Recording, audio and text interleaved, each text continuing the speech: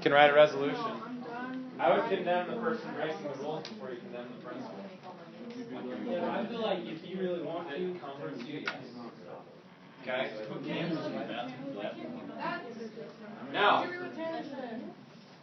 all phones and other devices need to be out of sight. I don't want to see it on your desk. It doesn't need to be up against your little screen.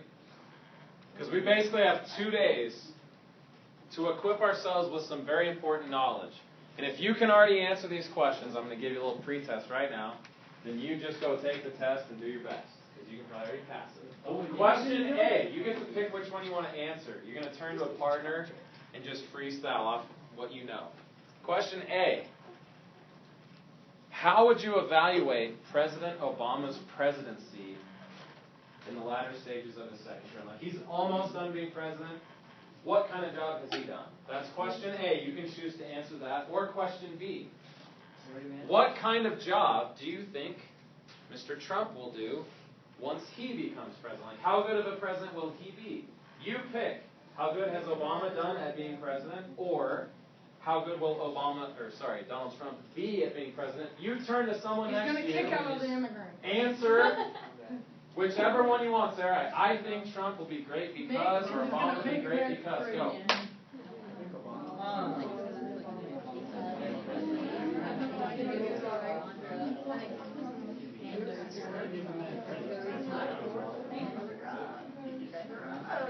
Disappeared. Like in your backpack.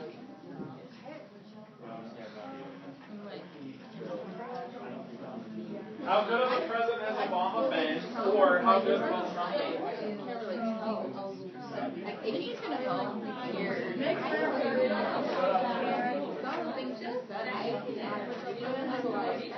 Right now, I don't agree with everything. Like right now, he's in the middle of a scale. He's kind of like tilting back from it. You can answer it, Juliano. You can't really predict the future because some people who were like Hillary fans, they're all just because you like What specifically was curious?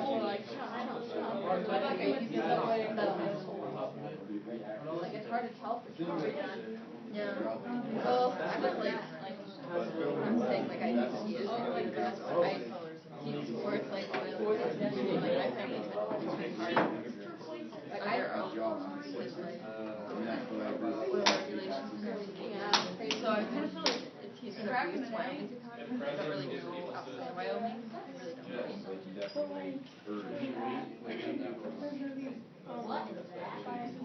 Oh, that's not water! Get it out of my sight. What are you talking about? I still see it. It's better behind the big one.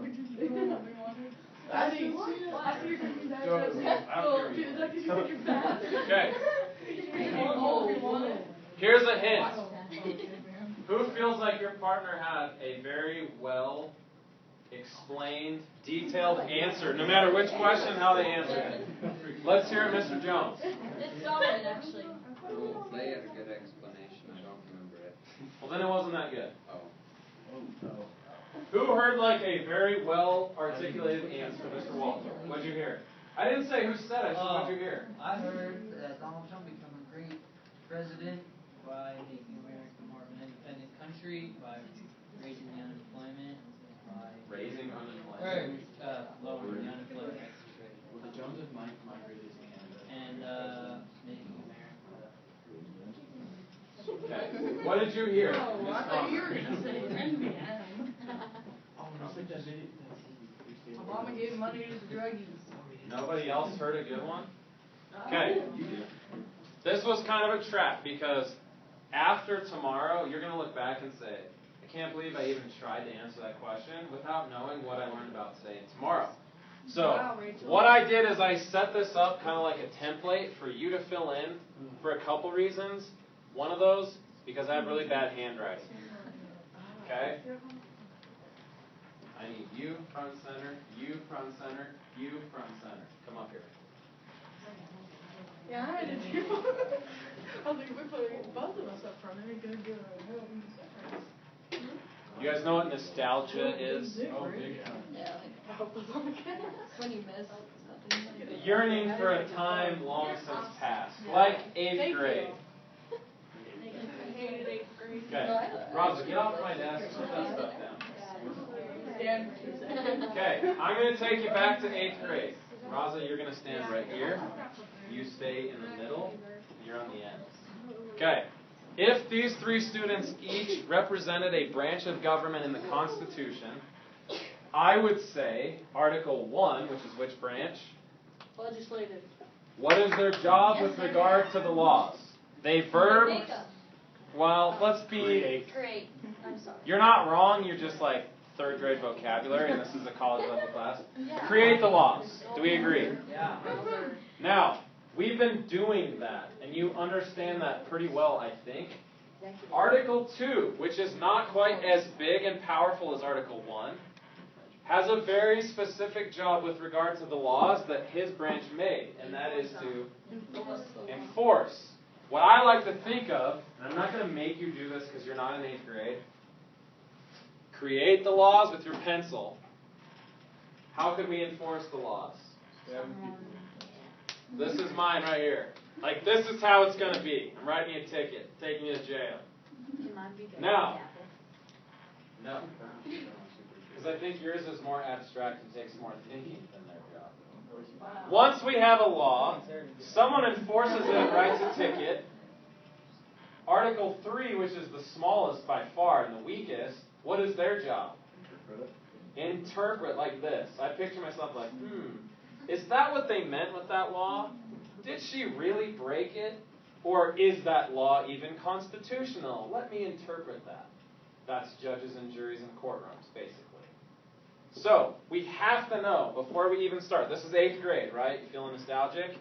You were like, executive branch enforces the laws. Cool, let's do the 3rd branch. No, we got to learn a lot more than that, right? We're going to be way more detailed. But basically, you make a law, you enforce it, you interpret it when questions arise. That's 8th grade. You can be seated. I assume you know that. If you don't know that, you better know it now. Before you can say President Obama has been the world's worst or the best or an average president, whatever you tried to say, mind you, social studies class. You know, you convince anybody just because you're Kyle Walton that you are the world's foremost expert. I convinced Luke. And Bob. I convinced Matt. Me too. Hey, you must have evidence and examples. So let me give you one. You could say, I'm a strict interpretation of the Constitution kind of lady. And I don't like presidents who go beyond what the Constitution explicitly says they can do. And the whole clemency power thing, Obama's been going crazy with it lately. And I'll be like, I don't understand what you just said. Because you don't understand yet what can the president actually do versus not do. And if you say things like create jobs, raise oil or coal prices, make America great again, I'm not really sure what that entails. You'll see. I guess I'm glad that I'm a white male, because for everyone else that sounds like a bad bargain. It's not. LOL. Okay? Until you can say, here's what the powers the president has, how can you say he or she is a good or a bad president? Okay? Here's my analogy. Somebody asks, like, hey, you're a student. How's that new superintendent, Mr. Lloyd? Like, he's terrible. I don't know what the superintendent does all day, but he sucks at it. I know, I love him. He's an awesome guy. But do you see how silly that sounds? And if you do say that, a smart person's going to say, please articulate something that he's done as superintendent that you disagree with and why. And you're like, he's black and has big ears and he's a Democrat. Yeah, that's not a good reason. You must not understand his job. And if you don't understand his job, don't criticize him. Go study what he does, find examples of him doing it poorly, and then come back and let's talk again on Friday. Deal? Because we're going to have the same question on Friday. So, presidents have powers that come from all branches of government. They have legislative powers, like signing a 4-day school week bill or vetoing it. We're going to start with executive powers. These are not the only ones he has, he or she, in the future she, but not yet. The first one you should see should say Ordinance Power, and then it's blank. Here's what you need to know. Waiting on me to come. I'm not waiting for you. This sounds boring, but it's called the Ordinance Power, and it gives you administrative duties, day-to-day stuff. Think of it like what your secretary does. Set up appointments, schedule stuff on your calendar, answering emails. Sounds boring, even though it's necessary. Here's why it's actually the first thing on our list. And one of the most controversial things President Obama has utilized in his 8 years. Because under that power, there's this little guy called executive orders. And if you said anything about Obama being good, bad, or anywhere in between and didn't use the word executive order, then you don't know what you're talking about yet, but you will now know. Executive orders, which come from the Ordinance Power, give the president the power to basically do this. Write a law, but it only applies to the federal government. And I know, sounds abstract, like, okay, it's Monday, it's Thanksgiving break, what are you talking about?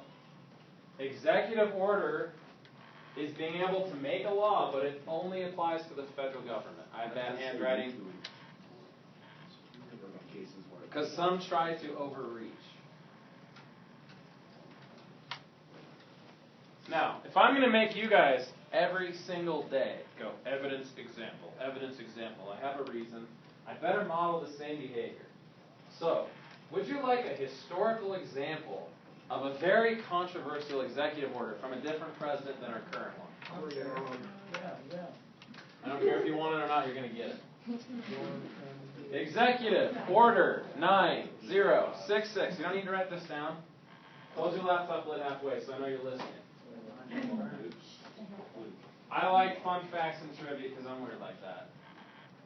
Does anyone know, during World War II, what the second most populated city in Wyoming was? The first being Cheyenne. Rock Springs. Nope.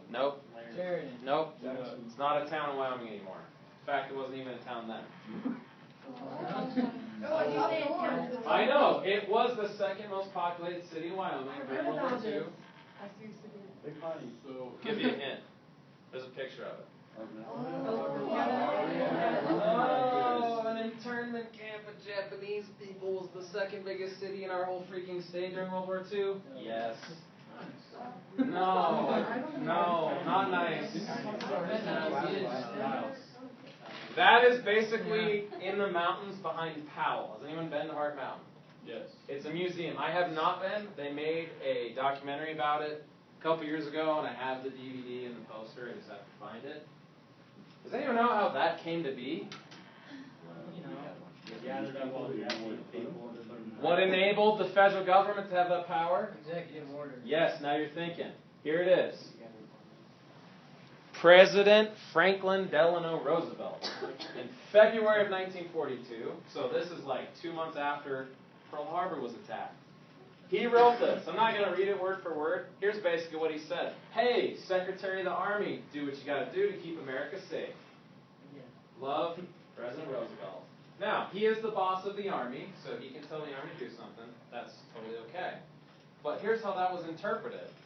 Take any person of Japanese descent, even if they're born in America, they're a U.S. citizen just like you and I, but like their mom's from Japan, their dad's Japanese, and you can move them away from the West Coast into some cold or redneck state like Wyoming or Arkansas until we're done fighting the Japanese. You can put them in a giant prison camp somewhere hundreds or thousands of miles away from where they're from.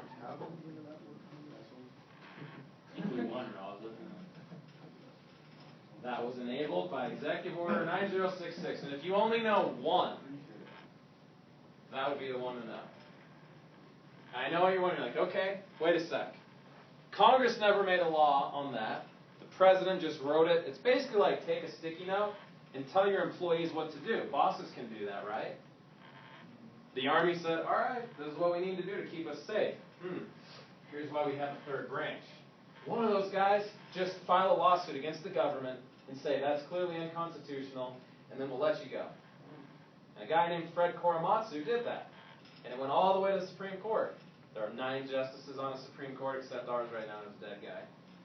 And those 9 justices unanimously agreed in a 9-0 decision that was okay. So if you're wondering, like, don't worry, we have checks and balances. The judicial branch will save the day. No. It's up there with Plessy versus Ferguson in 1896 saying, yeah, the black train car is okay as long as there's a separate one. That's equal.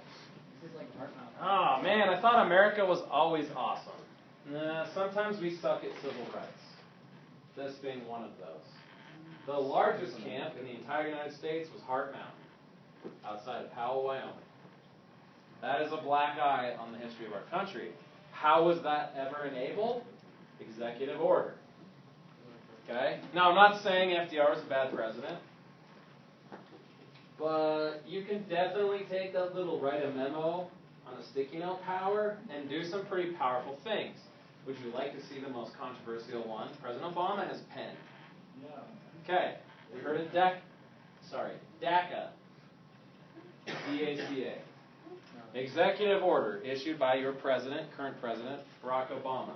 Here's what it said. If you are under age 31, damn it, Emma, I don't want... What? No, it's going to take me to like a porn site or something. Okay, I'm just... Ignore Emma. If you're under 31, as of June 15, 2012, that's when he wrote this, and you came to the U.S. before your 16th birthday, anyone know where this is going? You're going to be allowed citizenship. You're legal. You can have Not citizenship. Presidents do not. No. Presidents do not have the power to give you citizenship. That's the legislative branch's job. Your parents brought you, and you've lived here since then, and you have graduated high school.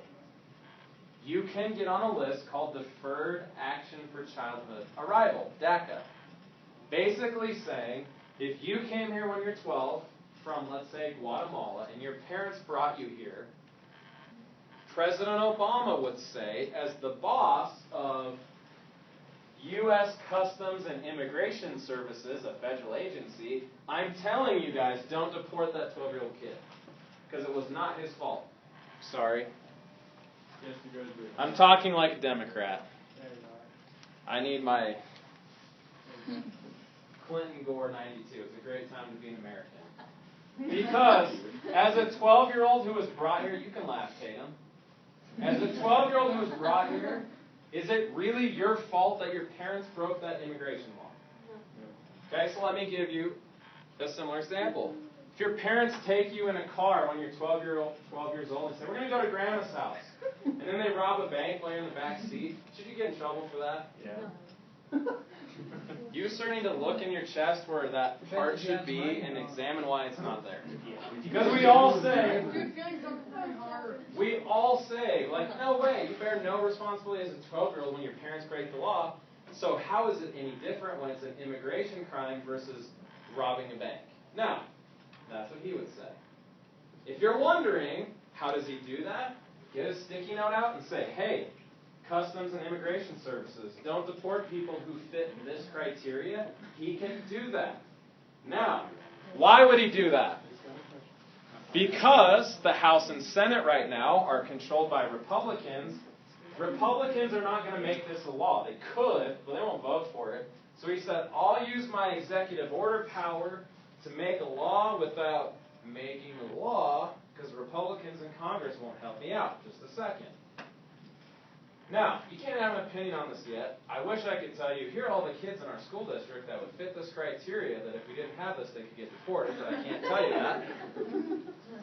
So here's what Republicans would say. I'm kidding. Republicans would say, you can't just let people stay in this country who broke the law when they came, while there's a list, a 10-year waiting list from some countries, of people who want to come here legally and play the game by the rules correctly. Therefore, we're not going to pass that law, Obama. And here's the thing. You're not exactly going out and enforcing immigration laws if you write an executive order saying, ignore this law. Like if you're a sheriff and said, Don't write any speeding tickets. One might argue, dude, you're not doing the foundational purpose of your job, enforcing the law that the legislative branch created. Stop circumventing us Republicans in Congress. That's what they would say. Now, before you have any questions, presidents write this on a sticky note, boom, it's a thing. January 20th, 2017. There's a new guy with that pen and that pad in the White House. How do you make these go away? Write an executive order. Write another one and say, undo what he did. Yeah. Boom. Can Congress veto an executive order? Nope. Because it's not a law. But the Supreme Court can tell us it's unconstitutional. But Best way to get rid of it, though, get a new president who doesn't like it. Hint, hint. Memo, done. That's all it takes. Now, one that's not controversial because no one's going to get deported. Obama has said he wants a higher minimum wage, right? Like some cities, Seattle, Washington, has a municipal law, like a city law, that says $15 an hour. Obama agreed with that, but he can't make Congress do it. Republicans have said no. Guess what he did? Or an executive order. Who can he give a raise to? Himself. No. Who does this apply to? The government. The federal government. He issued an executive order 2 years ago to say if you are contracted to work for the federal government, giving you a raise. $15 an hour is your new minimum wage. Now, none of you work for the federal government, so it doesn't affect you. Neither do I. Plus, I'm salaried, not hourly. McDonald's is not owned by the federal government, so they can still pay you $7.25. But if you're a janitor who works in the White House at night and you're hourly, that's your new minimum wage. Now, it's a symbolic thing. It doesn't affect very many people. If President-elect Trump, when he becomes president, doesn't like that, pull out the little sticky note, undo that one. That's all it takes. Okay? Now, if you think, where in the Constitution does it say that? This is really simply a boss, President of the United States, telling his employees to do or not do something. I could write an email to football coaches and say, start doing this starting now, or stop doing this starting now. They would say, that's inherently part of your job. This is not in the Constitution. It is understood that to be a president, you got to be able to tell your employees what to do. Okay? So if you want to play the game, where is it in the Constitution? It's not. It's inherent. The boss of your parents has the power to tell them to do something or not do something anytime. Ask them. You hear about it. Like watching little kids go pee. That's what my boss told me to do. Now. yeah, no, got that. Yep. Oh, that's cool. Sounded weirder than it really is. Hey, is it snowing? Thanks for distracting everyone. Now, Oh, yeah. I promise you, if you think President-elect Trump will be an effective president, you got to be able to say why, right? And have like a reason. Let me tell you something. He's going to get the appointment power. Appointment power. He's already talked about how he's going to use this. Here's what you need to know about the appointment power. He can nominate. You must use that word. Make it obvious, like underline, bold, some highlight. Nominate people for government offices. Why does it also say pick? Pick and nominate. Question? Yep. I'm going to show you the list. For what offices? Government offices. I'll show you examples. He's nominating me for the next president. So, when he gets sworn in January 20th, he can say, any opening in a government agency, I want Luke Hatcher, the head of the CIA, I want Kyle Walton, Attorney General, whatever. But that's only if there's an opening. Because Obama's cabinet member might say, I would rather quit, go home and be a bum playing Xbox than work for your presidency. That makes Mr. Trump's job really easy. He's like, cool, quit, and then I'll appoint a new guy. So he can't appoint a new guy? Before you can use the power of appointment, if that is filled, you must use the final executive power, removal. And if you said Trump's going to be a good president, here's a question I always ask. What executive experience does this person have? Like being in charge of an agency or a state government, like a governor? He's never been elected to a position, but he had a reality TV show called The Apprentice. Well, did you think of better than doing? That he said all the time to people, "You're fired. You're fired. You're fired." Did you know, starting January 20th, he can do that to the following offices? So there's two lists here. Okay? We'll call them purple and orange. Purple, he can hire and fire however he wants. Those include ambassadors, cabinet members, heads of federal agencies like the EPA, the CIA, the FBI, the DOJ, any other acronym you can think of, and military officers. Wait, he can fire all those or can't? He can hire and fire at will. So does that go under appointment and interview? Yes. The EPA, What's that seat again? he's already said who he wants as new director of the CIA to be. Which one? I know you can't read this. Forget about that little guy right now. So all those ones are going in orange? He can hire and fire the following types of jobs: ambassadors, cabinet members, federal agency heads, and military officers. So let's say you were Donald Trump's stoner friend back in high school, and you let him cheat off your chemistry exams. Now he's going to be president. I would totally call him up and be like, "Dude, please make me the new ambassador to Jamaica."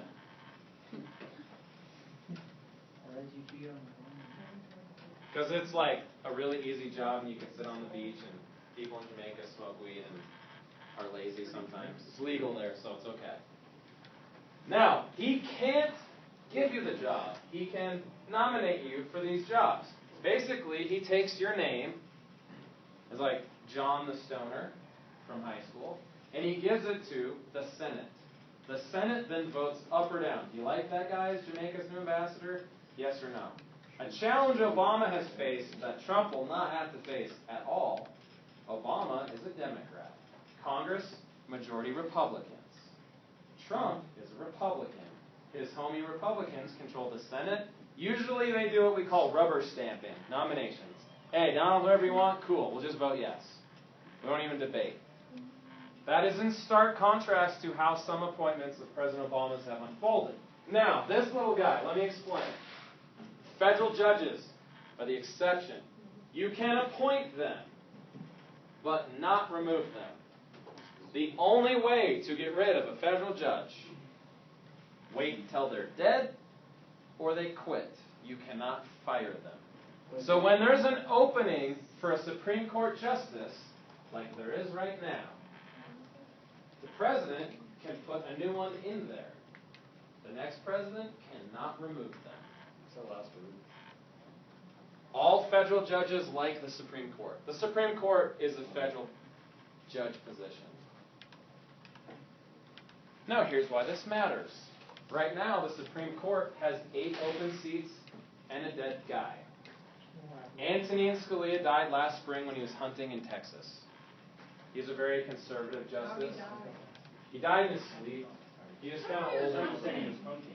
Like, he was at hunting camp sleeping, and he died in his sleep.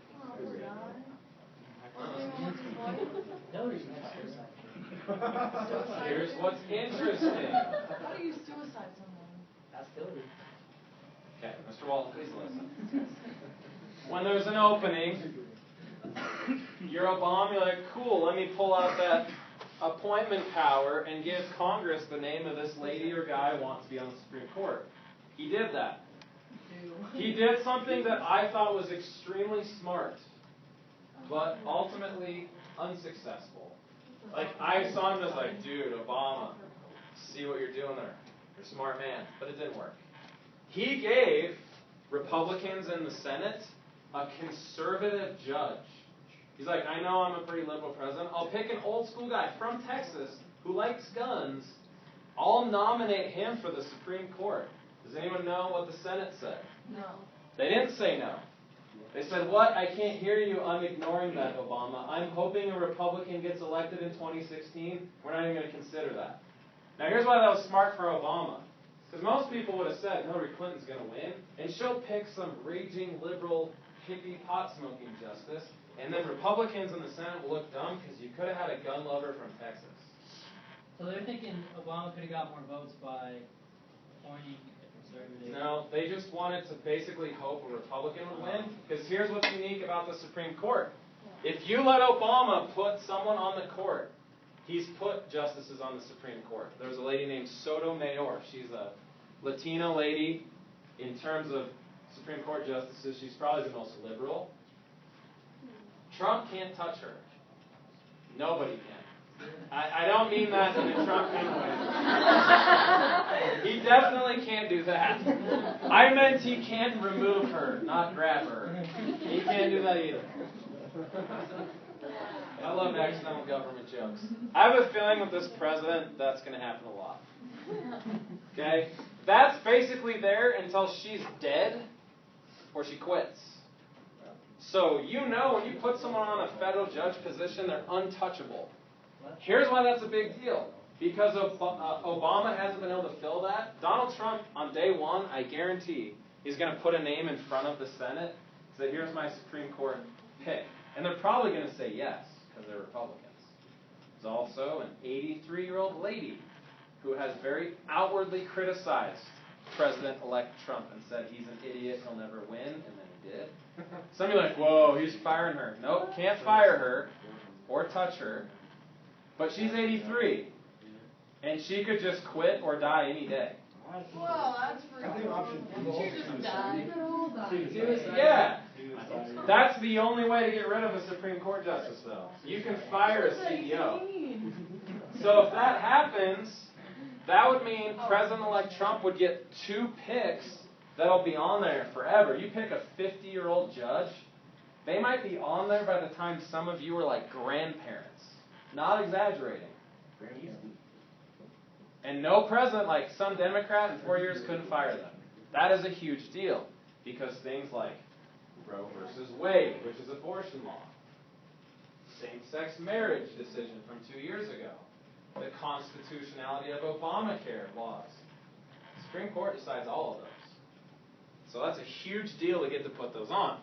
Now, does it make sense that you can hire all of these, that's appointment power, and you can fire all but the judges? So if you don't like Obama's ambassador to Jamaica, you can just do a good old Donald Trump from The Apprentice. You're fired. I want my stoner friend from high school. Put his name in front of the Senate. They'll rubber stamp it. That'll happen. Now, if you're curious, he's released a list of Supreme Court justices he's considering. He has not said this one guy or lady yet. He'll have to do that eventually. Why does everyone have pop-ups? Now, there's a Wikipedia page. Donate $3 to the homeless kids. There's a Wikipedia page already for Donald Trump's cabinet, even though he doesn't have one yet. These are not official until he takes their name and gives it to who? Specifically the Senate. The Senate has to vote yes on these, but they probably will. Vice President, we already know, because he ran with him. We don't know Secretary of State. There's been lots of drama, the 2 names thrown around. Romney, the guy who trashed him and said he'll never get elected. People see through him, he's full of crap. What some sources said this weekend, according to what I read, if Romney apologizes to Trump, he'll consider him as Secretary of State. Kind of like go on TV and say, I'm sorry I made fun of the Donald, and then maybe he'll give you a job in his cabinet. I don't know if he will. And Romney was known when he ran for president as being kind of an idiot when it came to foreign policy. Guess what Secretary of State does? Manage all U.S. foreign policy. Like, you want someone who's good at knowing where countries are on a map. Mitt Romney's not. So I don't know why he's even considered. Rudy Giuliani's been the other big one. Don't know who he'll pick yet. Some he has picked. This is fun. Jeff Sessions, former senator and attorney general from Alabama. A state that, while they love their cousins, not so big on marijuana. Oh, interesting. Why is that relevant?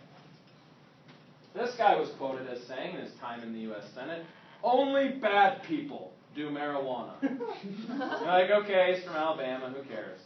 Oh, wait a second. If he's Attorney General, he's the head of all law enforcement on the federal level. There's this weird situation that Obama's used an executive order to resolve.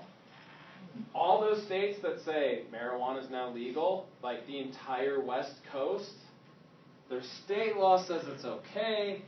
Federal law still says it's illegal. What did Obama do there? The states to decide. Here's what he said in a memo to the DEA, Drug Enforcement Agency. Hey, drug cops, stay out of California pot-smoking hippies' business. Let them do their thing and ignore it. Go after the meth and the coke and the other stuff. Ignore the marijuana. He can do that. Guess what President-elect Trump and his homie Jeff Sessions, who doesn't like weed, can do? Hey, I don't care what California law says. Throw them all in prison. I'm not saying he'll do that. I'm not saying he won't.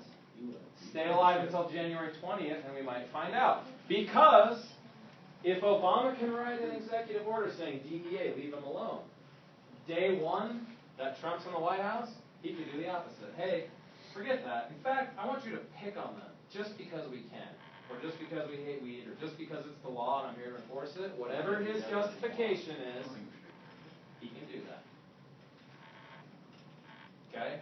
And one of the big reasons, like, why haven't you quit your job and gone to grow marijuana in Nevada? Now that's legal? Because here's what's interesting. Most businesses don't leave their cash in the cash register. They put it in a bank, so you're harder to rob. Banks like Wells Fargo have locations in all 50 states. When money crosses state lines in the commission of a federal crime, that's called money laundering. That's illegal. You go to prison. So you got a pot shop in Nevada? Cool. Give Wells Fargo your cash register money at the end of the night. You just broke federal law. So you have to keep it. Or find a bank that's only in your state. Or hope the next attorney general doesn't want to put marijuana dealers in prison. Okay? He's a conservative guy from Alabama, so you do the math on that one. Okay? Another one that's interesting. I would be remiss as a teacher if I didn't show you Betsy DeVos. She was named on Friday as his pick. She doesn't have a job yet because he's got to wait till the Senate confirms it. As his Secretary of Education. Now, fun fact about her, because I've been reading all weekend, she's kind of sort of going to be like my boss, if the Senate says yes. Which Wow, she's a multi-billionaire. She gave $8.5 million to Donald Trump's presidential campaign. She's never spent a day in public school. She's never been a teacher or a principal. And none of her kids have ever gone to public school for a day in their lives. They've gone to private school and paid tuition for it because she's a billionaire. She's in charge of public schools in America if Trump gets that ratified by the Senate.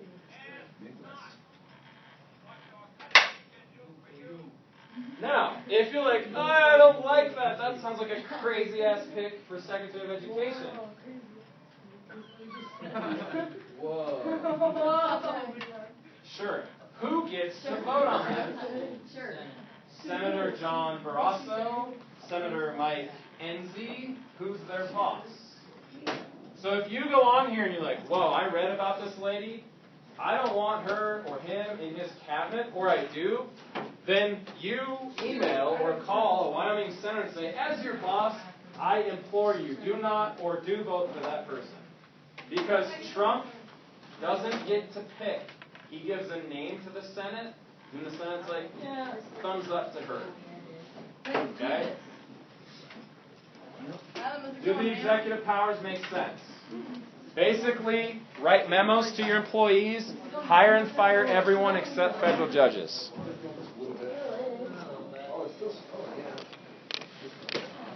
Stop. What are you doing? Ever since I gave this to